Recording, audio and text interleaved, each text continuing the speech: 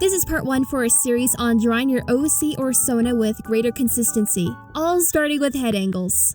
You probably already have a reference of an OC and an idea of what you'd want to do, though sometimes things just don't flow as well as you've imagined. This is especially the case when you're trying to be more lively in how you pose your character, and you probably aren't as used to keeping things accurate. I know that was at least the case for me. I've had my Sona since 2023, and I honestly didn't worry too much about being consistent as I was still figuring out how I wanted to draw them. Plus, I was in the middle of experimenting with my style anyway. Things really came together this year once I did a little redesign and lore update, something that just made things click a little easier.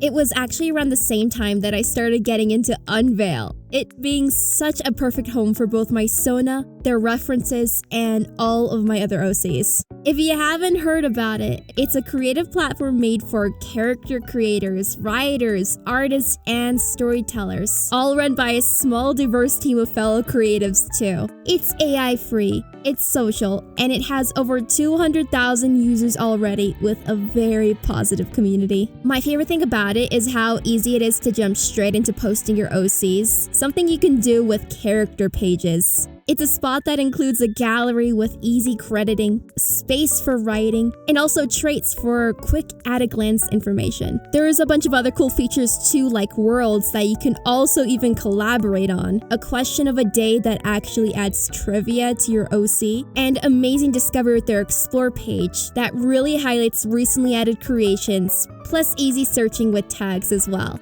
When I first started uploading my characters, I received so many likes and comments right off the bat, and it felt like such a warm little welcome into the community. If you would like to check this out for yourself, go ahead and check out the link over in the pinned comment. Thanks again to Unveil for sponsoring this video. Now that I landed on a style and design for my Sona that just feels right for me, my main goal now is to be more consistent with how I draw them. It's a useful skill in general, though I'm specifically trying to create new Sona PNGs for my YouTube channel. To make this a little easier, I decided to try making a head angle reference for myself. This would take the thinking out of one critical area, and it could be something new I could refer to for future projects as well. I'll be talking you through my process in the next section, but I did want to tell you a surprising benefit that only clicked later on for me. It's obvious when you say it now, but it turned out to be pretty good practice in general. Who knew that drawing the same thing over and over again would help? Wow! Yeah, you're literally working on something that not only can you use again in the future, but it also really brings in that repetition that results in a better understanding of your own work and how to achieve it. So, even if you don't have a set project in mind, trying something like this out will definitely be helpful either way. Before I had even started, one of the first things I went to tackle was just a general refresh of what I was even getting into. There were 2 things that I did in preparation. One, I looked up images for this type of reference to see how people did it.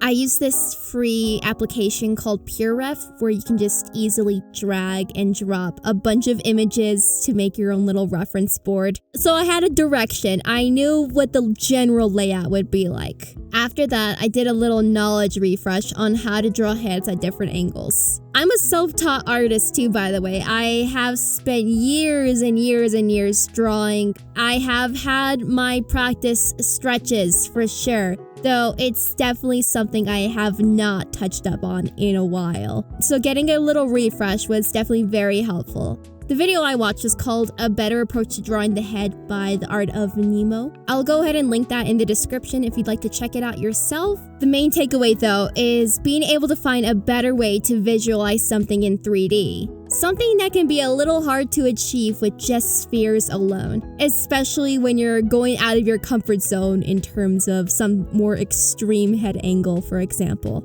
The easiest object to draw in 3D is a cube. The basic goal is carving out the shape, where the sphere is within this cube, and the general placement for other key facial features. This process works for any head angle, though for me, I had a little more of a limited range as my intention is to help with making PNGs for YouTube, plus thumbnails as well, which will typically be more front-facing.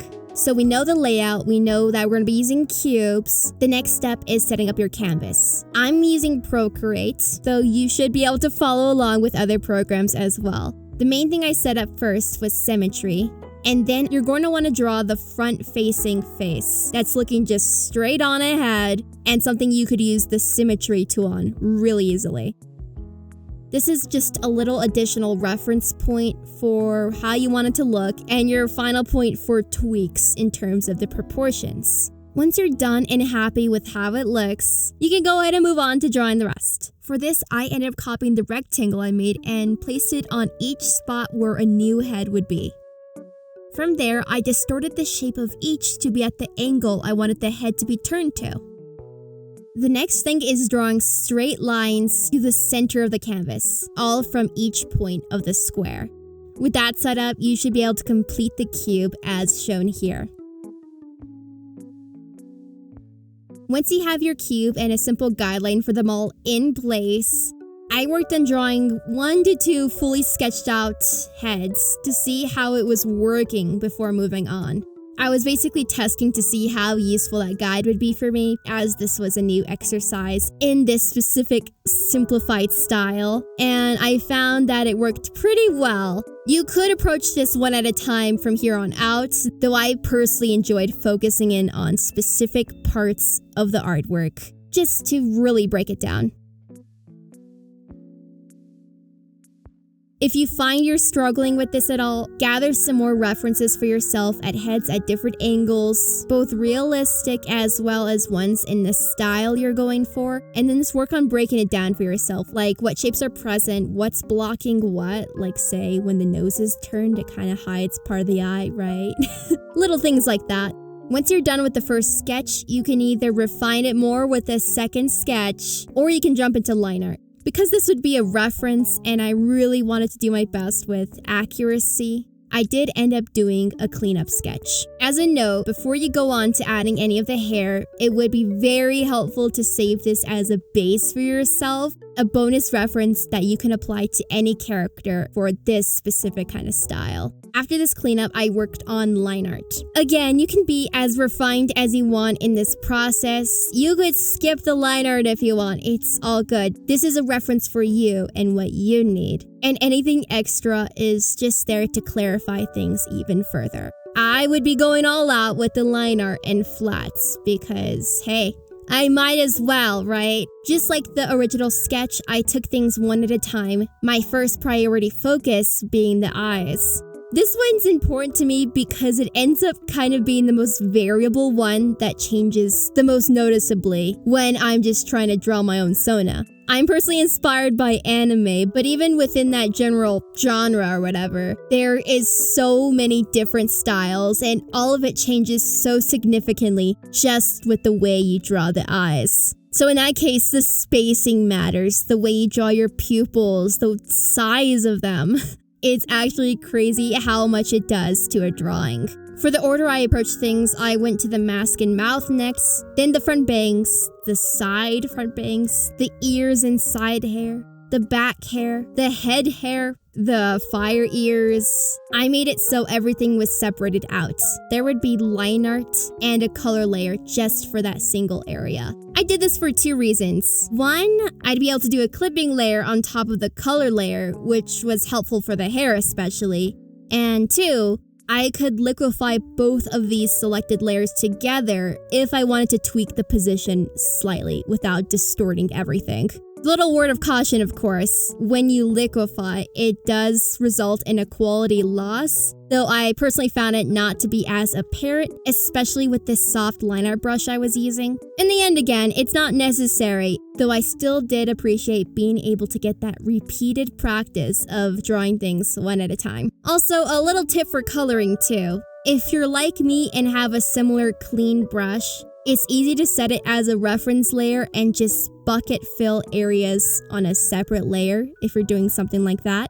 Optionally, you can also trace around with the select tool and toggle an automatic color fill when the lasso is complete.